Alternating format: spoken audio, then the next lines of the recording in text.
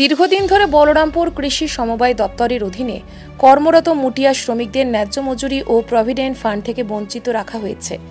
এমনই অভিযোগ তুলে মঙ্গলবার বলরামপুরের বিধায়ক বানেশ্বর মাহাতো পরিদর্শনে পৌঁছান বলরামপুর সমবায় দপ্তরের কার্যালয়ে। যদিও তিনি চেয়ারম্যানকে অফিসে না পেয়ে কর্মীদের বিষয়টি গুরুত্ব সহকারে দেখার নির্দেশ দেন।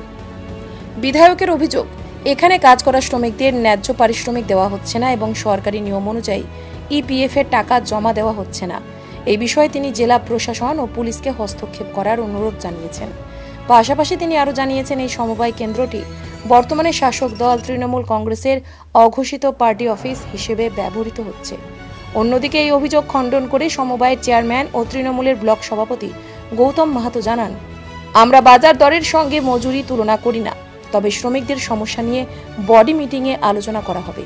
তিনি আরও বলেন, আমি ব্লক সভাপতি, তাই বহু মানুষ তাদের সমস্যা নিয়ে এখানে আসেন। এটি কোনো পার্টি অফিস নয়।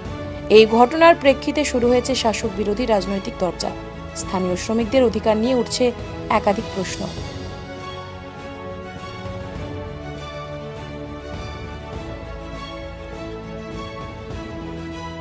সমস্যাটা এটাই হলো যে আমাদের এখনো তো বেতন বাড়া হয়নি, যে বেতন বাড়া কাজের কোঅপারেটিভ ব্যাংক কিসের কাজ করেন?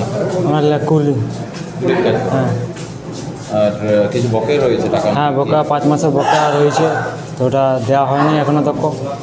এই মন্ত্রী এদের বলা হয়েছে যে আমাদের কবে বাড়া হবে, তো এখন বলছে হবে, তখন হয়নি। তার কারণে আমরা মন্ত্রীমশাইকে আরও ঘুরে বলা হলো যে আমাদের টাকাটা কবে বাড়া হবে। এখানে কোঅপারেটিভে এখন লিখিত আকারে জানি? হ্যাঁ, আমরা জানা হয়েছে। তাতে কোনো ফল পেলে? হ্যাঁ, কখনো আমি জানি। বিষয়টা কী হয়েছে? বিষয় যে আমাদের জানুয়ারি মাস থেকে বলরামপুর ইউনিয়ন থেকে 8 আনা বস্তা 50 কিলো বড়াই বাড়ানো হয়েছিল। সেটা অ্যাপ্লিকেশন দেওয়া হয়েছিল কোঅপারেটিভ সোসাইটিকে। আমরা কোঅপারেটিভ সোসাইটির লেবার, আমরা 30 জন লেবার আছি বলরামপুর কোঅপারেটিভ সোসাইটি, যে আমরা রেশনের যে মালটা দেওয়ানো হয়। তো আজ জানুয়ারি মাস থেকে পয়সা বাড়ানো হয়েছে, কুইন্টালে 1 টাকা। আজ 5 মাস হয়ে গেল, এখনও তো বকেয়া টাকা দিচ্ছে না, বা কোনো কেউ যে এটার মধ্যে যে কার্যকর্তারা আছে, বোর্ড আছে, বোর্ডকে সব কিছু জানাচ্ছি, কেউ মাথা খারাপ করে নাই। আজ আমরা এমএলএকে অ্যাপ্লিকেশন দিয়েছিলাম, আজ উনি আমাদের কাছে এসেছে যে আপনি বলেছে ঠিক আছে, এই মাসে যা আছে তাই দিবে, তারপরে ঘুরে মাসে বকেয়া টাকা সমেত পেমেন্ট করবে। ছিল দীর্ঘদিন ধরে এখানে যারা মুটিয়া মজদুর আছে, ওনাদেরকে শোষণ করা হচ্ছিল। ওনাদেরকে বারবার আমার কাছে আসে অভিযোগ করে, তাই আজকে আমি এইখানে ভিজিট করতে আসি এবং দেখি যে লেবার যারা অভিযোগ করেছিল তাদের অভিযোগ একদম সত্যি।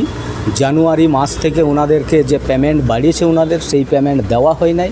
কী জন্য দেওয়া হয় নাই, এইখানে যিনি সেক্রেটারি আছেন এই সোসাইটির, কোঅপারেটিভ সোসাইটির, উনি বলতে পারবেন। ওনাকে ধরুন, আমি আসছিলাম, ওনাকে তো পাই নাই, ওনাকে আমি ধরতাম। এবং এইখানে যে অফিস স্টাফ আছে উনি বলল, সাহেব সমস্যাটা গভীর আছে এবং ওনারা লেবারদের যে সমস্যা আছে সেটাকে আমরা দ্রুত সমস্যার সমাধান করব।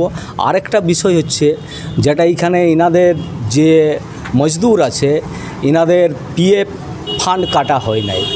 এটা অত্যন্ত দুর্ভাগ্যের বিষয়। আজকে কেন্দ্রীয় সরকার তথা রাজ্য সরকার প্রত্যেক সোসাইটিতে যারা লেবারে কাজ করে প্রত্যেকের পিএফ কাটা হয়, কিন্তু ইনাদের পিএফ কাটা হয় না। মনে করুন কোনো কারণবশত কোনো একটা লেবার যদি এইখানে বড়া চাপা পড়ে মৃত্যু হয়ে যায়, তাহলে তো ইনারা ওনাদেরকে অস্বীকার করে দেবে যে ইনি আমাদের লেবার নয়।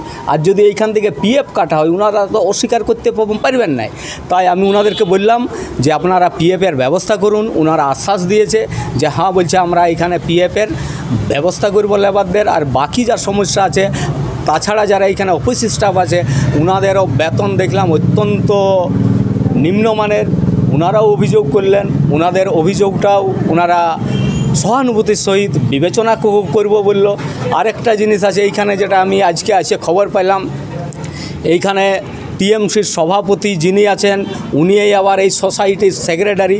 এইখানে টিএমসির একটা রাজনৈতিক আড্ডা বসে, আখড়া বসে এবং এইখানে ওনারা রাজনৈতিক পরিচালনা করে। এইখান থেকে আমি পুলিশ প্রশাসনকে বলবো ওনারা এই ব্যাপারটা যেন দেখে এবং টিএমসির কোনো এইখানে যেন রাজনৈতিক প্রোগ্রাম না হয়, কোনো রকম রাজনৈতিক আখড়া না বসে।